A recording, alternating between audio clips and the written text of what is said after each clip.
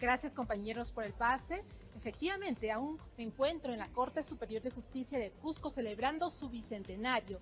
Justamente me encuentro en un lugar importante donde existen documentos, cuadros históricos de expresidentes que han asumido esta institución. Y para más detalles estoy con la presidenta del Poder Judicial, Janet Tello Gilardi, quien nos va a poder comentar un poquito más de cómo se ha celebrado este acontecimiento tan importante el día de hoy. Doctora, ¿qué significa para usted liderar este magno evento?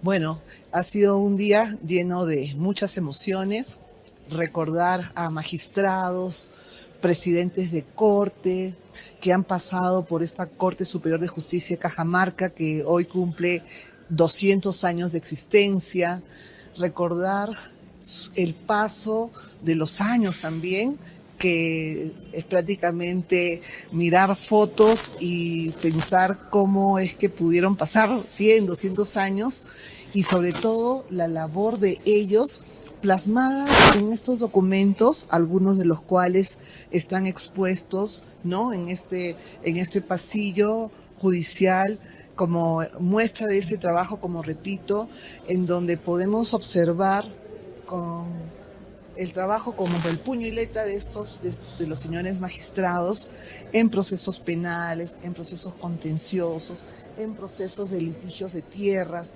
Por ejemplo, acá, y eso es lo que me pone, sí, un poco triste, porque tenemos casos en los que se condena a la pareja de una mujer que por temas de infidelidad encuentra él la justificación pues de quitarle la vida. O sea, prácticamente desde esas épocas a ahora no hemos cambiado nada, por eso digo que la preocupación, ¿no? En otros casos, pero eso sí, fueron condenados. Este feminicida fue condenado.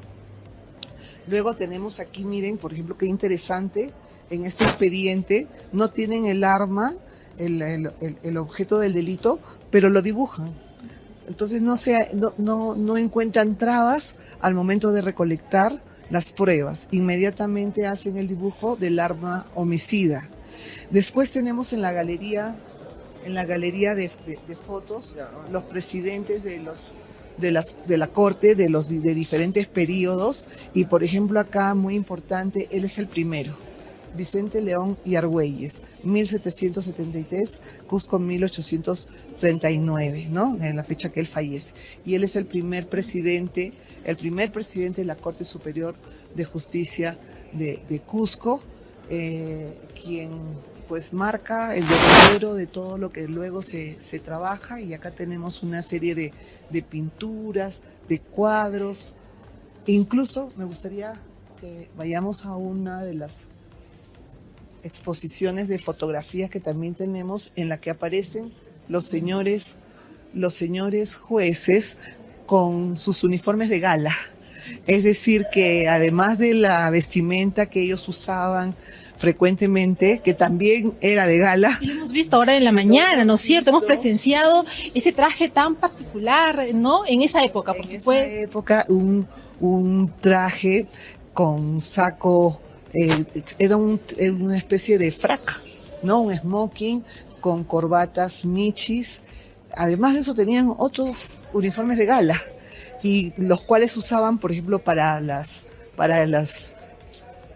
fotografías que ellos se tomaron. Tenemos las memorias también. Leídas por el presidente de la Corte Superior de Cusco, doctor don Víctor Saldívar, dice acá, en el año 1955.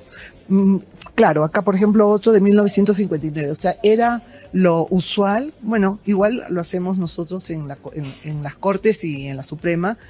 Cuando termina la gestión de un presidente, pues da cuenta de todo lo realizado durante su gestión a través de una memoria, pero aquí vemos todas publicadas, y aquí se ha guardado esto como la memoria histórica de la Corte, y tenemos de todos los presidentes que aquí figuran. Y este enorme libro que vemos aquí, por ejemplo, doctora, ¿qué podemos encontrar?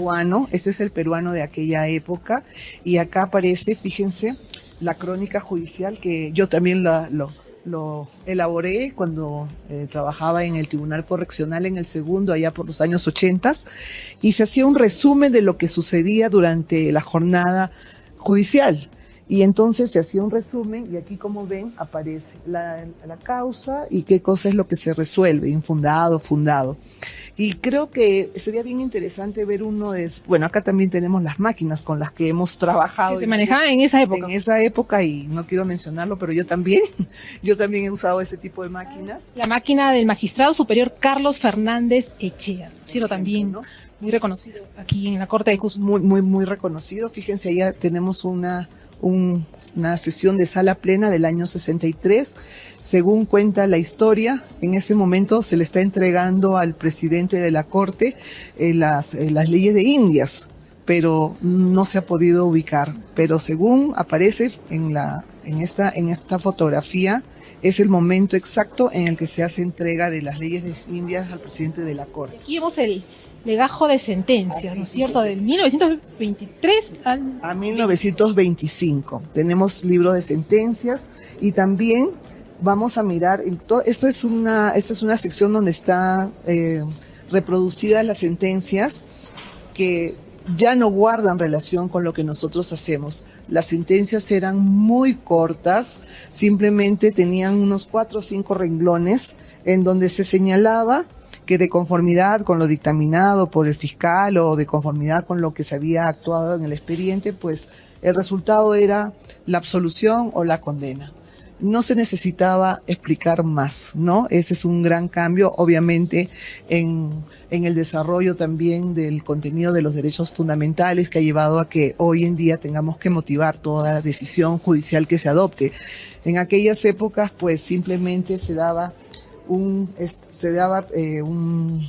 digamos un extracto, sino es como decir el fallo, nuestra parte actual del fallo constituía la sentencia íntegra, ¿no? Así que impresionante todo lo que hemos apreciado en este recorrido. Para que nosotros vayamos desarrollando, y evidentemente son los primeros pasos que se dan, y luego se va adaptando a las realidades, como acabo de mencionar, cuando se tiene que motivar toda decisión judicial.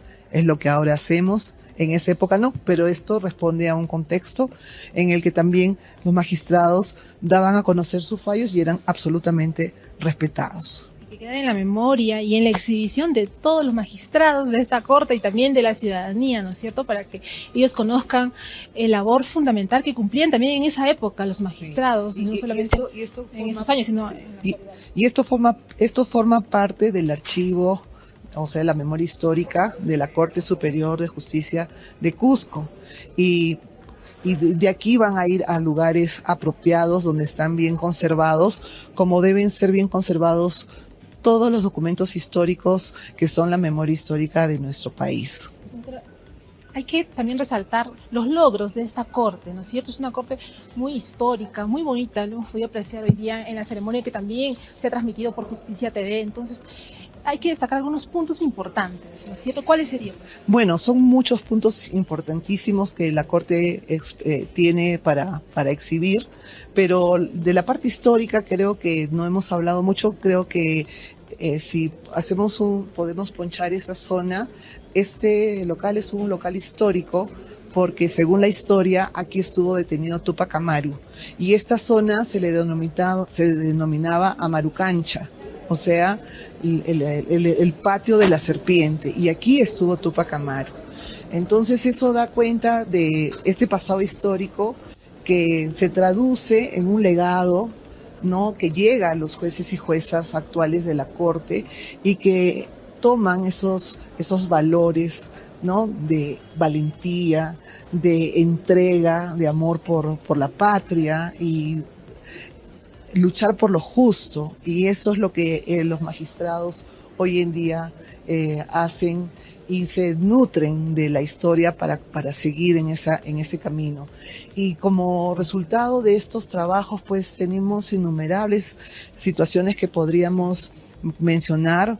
Por ejemplo, tienen el trabajo muy reconocido y que ha dado lugar a que, junto con otras cortes, el Congreso apruebe la Ley de Justicia Itinerante. Este es un programa que nace desde la Corte Suprema, pero es implementado por las cortes en aplicación de las 100 reglas de Brasilia, y que significa que los jueces desplazan el servicio de justicia hacia los lugares más alejados de las sedes de la Corte, o también podrían estar, digamos que en un círculo cercano, por ejemplo, un círculo de pobreza, como sucede en nuestra capital de Lima, y que hace que, como repito, todo el servicio de justicia sale. Empieza por una mesa de partes itinerante, se pueden dictar audiencias públicas, hacer audiencias públicas en una plaza, en la vía pública, en un parque quizás de las comunidades alejadas, y también se han dictado sentencias incluso en el idioma originario, específicamente en materia de violencia, en materia de alimentos, en materia de rectificación de partidas, de filiación. Obviamente podrá ser ampliadas las competencias, pero básicamente son estas materias en las que, dicho sea de paso, no resolvemos siempre respetando el debido proceso. Entonces, la Corte de Cusco tiene un especial trabajo en justicia itinerante, en justicia de paz escolares, en orientadoras judiciales, y tienen mucho más que puede ser conocido de parte de ustedes en una visita que se pudiera hacer de manera más, de repente un poquito más larga, porque tienen establecido el Sistema Nacional de Justicia Especializada para la lucha contra la violencia hacia las mujeres, las unidades de flagrancia, también tienen el sistema de extinción de dominio, y es una suerte de